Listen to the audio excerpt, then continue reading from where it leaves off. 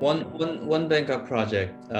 We have total of 10 towers on Oh, the 10. project, Yes. and we have four major size bustle, the podium, ranging from 5 levels to 8 levels, depending on different zones. So the way we've broken up the zones are we have 5 zones, and each of the zones you could think of it as a mini version of a Time Warner Center, Mm. right? Time Warner Yeah, Center yeah, you got a podium, 2 towers above, yeah, right? yeah. So we similar, and the way we set it up from the day one was we wanted to make the development look as if it was built over time as a street blocks, Okay. right? So there's no one development that kind of merge or mix everything up. Mm-hmm. But also at the same time, we wanted to make sure we can build it maybe as a phase. We don't know in the course of the next 5-10 years whether the economy will continue or tank. And so there's going to be a time where we need to decide whether to build everything as scheduled or we need to phase it, right? Mm-hmm. So it's a smart way of setting up the master plan. Mm-hmm. And so in One Bangkok, we have 5 office towers, Mm-hmm. and some of the towers are mixed use in Mm-hmm. itself, and some are just pure office towers. Mm-hmm. So 5 office towers, we have 5 hotels, Mm-hmm. we have 3 condominium towers, Mm-hmm. we have 4 major precincts of podium retail, Mm-hmm. we have CUP, centralized utility plant. So everything that we do to support the 10 towers and all the bustles is centralized into one building. And that's where all the powers and all the wastewater management, all the district cooling, everything happens. So if you look at our project from the bird's eye view, we have Mm-hmm. no cooling towers on the roof. Oh.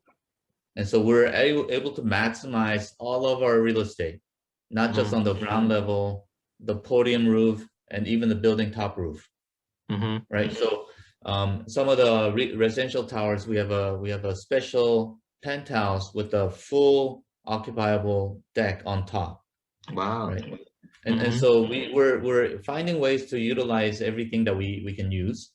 Mm-hmm. And one of the benefits actually for me to bring to this project, I think, is because I've been in the design side, I've been in the construction side, especially the design side. And my boss is actually very detail oriented. He Mm-hmm. loves the design. He's not trained as a designer. He's an IT guy, but he loves the design, right? So he's giving me the homework. I cannot make the buildings inefficient. I have to make it efficient, which means it has to be square. It has to be rectangle. Not much of shaping. Yeah. Yeah. But within those forms, I gotta find the best way. One of the things that I learned from SOM is, hey, it could be a simple box, but it could be the most beautiful box, Mm. right? So that's Yeah. how I approach these projects. So I get the maximum efficiencies. I'm telling the designers to give me the most beautiful boxes, Mm-hmm. right? And so Yeah. that's what we've been doing to design all the towers. Yeah. I helped to manage with my team of 30 people, Wow. ranging from architects, structure, MEP, even landscape. I have my internal team to help to manage our client expectation and Mm-hmm. help to coordinate with the consultants. And I currently manage about, last time I checked, it was about 86 consultants, Wow. all through the different, and Yeah. they're ranging both international and local. Yeah.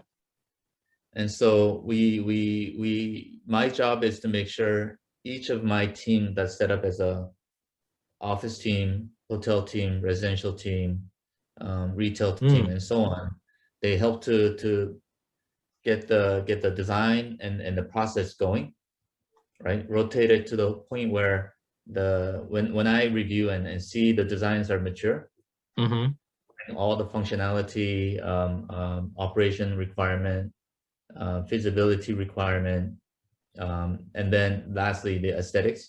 then we present to the main boss. Mm-hmm. And so that goes on in a continued loop. Yeah. Through the whole design phase. So right now the project we've spent in the underground for about 3 years building. For one Bangkok project, we're breaking a lot of records, both locally and around the region. So we right now have the largest bathtub, largest basement to hold a total of 12,000 car park spaces. We have, because if you look at our project, we have no back of house. Usually when you do a project, there's a front side, maybe there's a back side that nobody really wants to see. Yeah. Right? Yeah. But for our project, every side is open to public. And so we had to put all of our services down into the basement. So we have all the delivery, all the taxi pickups, everything happening in the basement. As well as all of our powers, all of our grid is another set of tunnel under the basement. And so that's being built since about 3 years ago, and we're able to come up to surface in the middle of this year, only a few months away.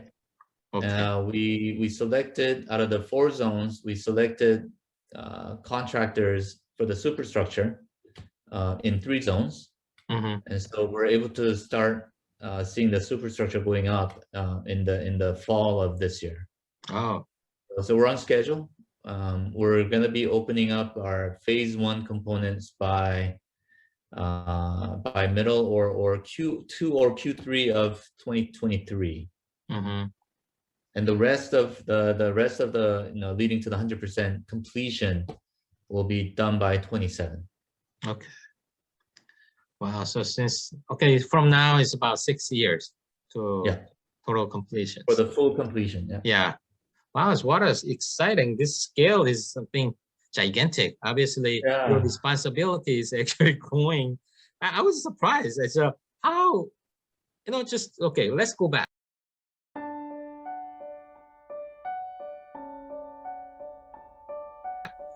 So that's interesting. From Samsung, I know that designer and also move to the Samsung construction company, you gain a lot of experience now. Yeah. How did you find these positions? That's one question.